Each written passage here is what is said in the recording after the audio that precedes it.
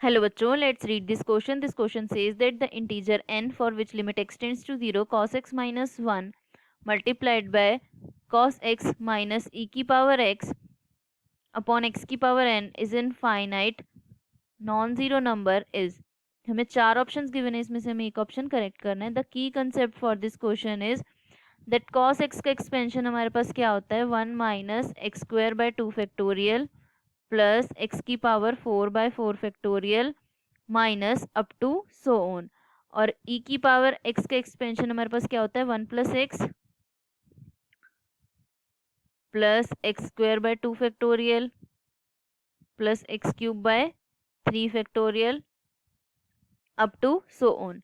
इस क्वेश्चन में हमें क्या गिवन है, limit x tends to 0 cos x minus 1 cos x minus e की पावर x अपॉन x की power n.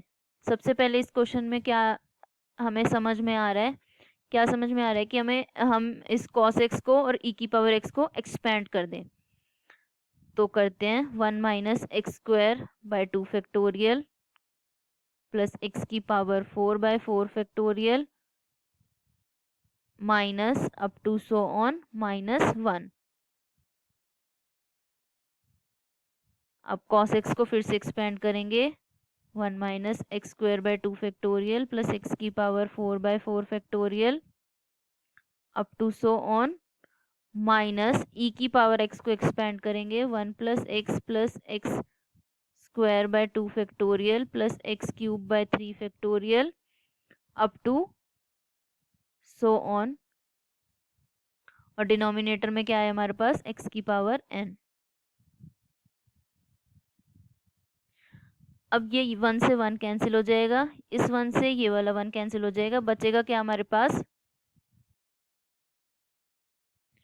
Limit x tends to 0 minus x square by 2 plus x की power 4 by 4 factorial up to so on.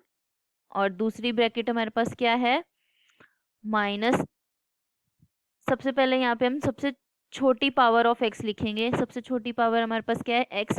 यहाँ पे minus x आ जाएगा, bracket खोलेंगे तो minus x आएगी हमारे पास इस ब्रैकेट में सबसे पहली टर्म. दूसरी टर्म क्या आएगी हमारे पास, एक्स स्क्वायर वाली टर्म्स को एक साथ करके लिख लेते हैं.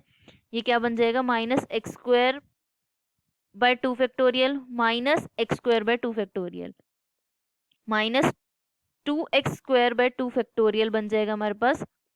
2 से 2 कैंसिल हो जाएगा, बचेगा क्या हमारे पास, माइनस एक्स स्क्वायर. अब क्यूब वाली टर्म को लिख देते हैं, minus x cube by 3 factorial minus x cube bye 6 plus x की पावर 4 बाय 4 फैक्टोरियल प्लस आगे की टर्म्स. डिनोमिनेटर में हमारे पास क्या है, एक्स की पावर n. ये हमें क्या गिवन है, which is equal to finite non zero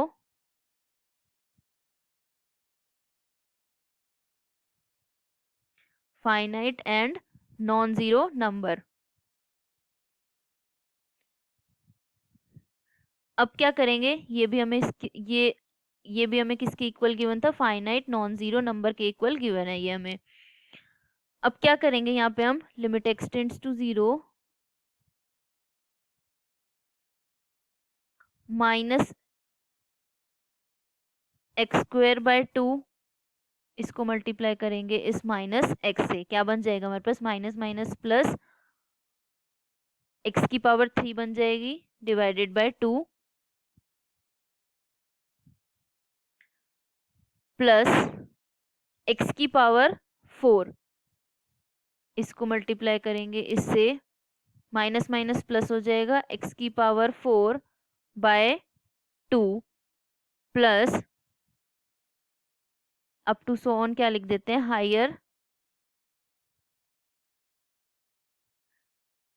higher degree of x.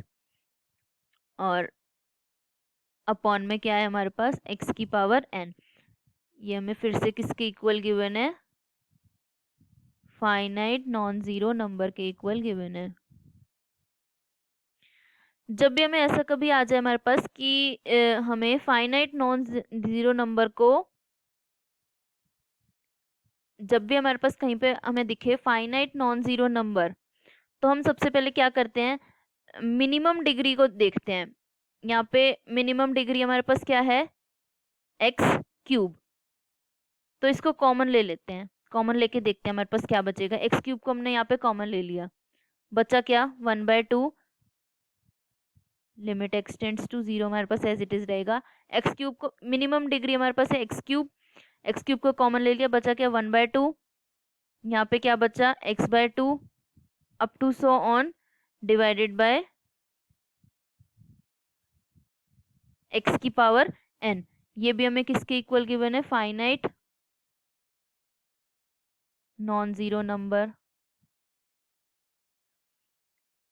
ये सब टर्म्स जीरो करने के बाद यहाँ पे अगर हम लिमिट पुट कर दें तो ये टर्म हमारे पास जीरो, इसके आगे की सारी टर्म्स हमारे पास जीरो बन जाएंगी। ये सब टर्म जीरो करने के बाद ये बचेगा हमारे पास, क्या बचेगा, x की पावर 3 है और यहाँ पे x की पावर n है, न्यूमरेटर में ले जाएंगे x की पावर 3 माइनस n, और ये 1/2 एज इट इज रहेगा हमारे पास। ये बचेगा x की power 3 minus n into 1/2,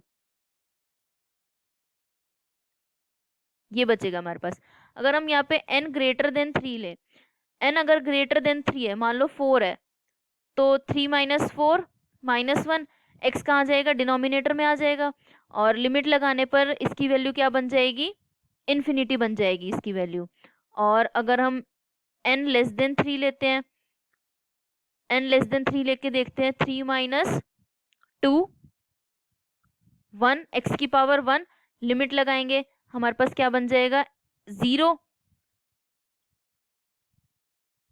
x की पावर अगर n से 3 से छोटी लेते हैं, n को अगर हम लेस देन 3 लेते हैं तो x की पावर में क्या आ जाएगा 3 minus 2 multiplied by 1/2 x multiplied by 1/2। और अगर हम इस पे अगर लिमिट लगाएं तो ये हमारे पास क्या बन जाएगा 0 0 मल्टीप्लाइड बाय 1/2, ये हमारे पास इसकी लिमिट का आंसर क्या आ जाएगा 0। और 0 फाइनाइट नॉन जीरो नंबर नहीं है, और यहाँ पे हमारे पास क्या आंसर आ रहा था, n ग्रेटर देन 3 में हमारे पास आंसर आ रहा था इन्फिनिटी। ये भी फाइनाइट नॉन जीरो नंबर नहीं है। तो अब n इज इक्वल्स टू 3 लेके देखते हैं, n इज इक्वल्स टू 3 लेंगे तो हमारे पास क्या आ जाएगा 3 माइनस 3 0, x की पावर में क्या आ जाएगा 0, और ये मल्टीप्लाई में हमारे पास क्या है 1/2, किसी की भी पावर अगर 0 होती है तो ये 1 multiplied by 1/2 which is equals to 1/2। This is finite non zero number. तो हमारे पास n की क्या वैल्यू आ गई 3, therefore correct option is C. Thank you बच्चों।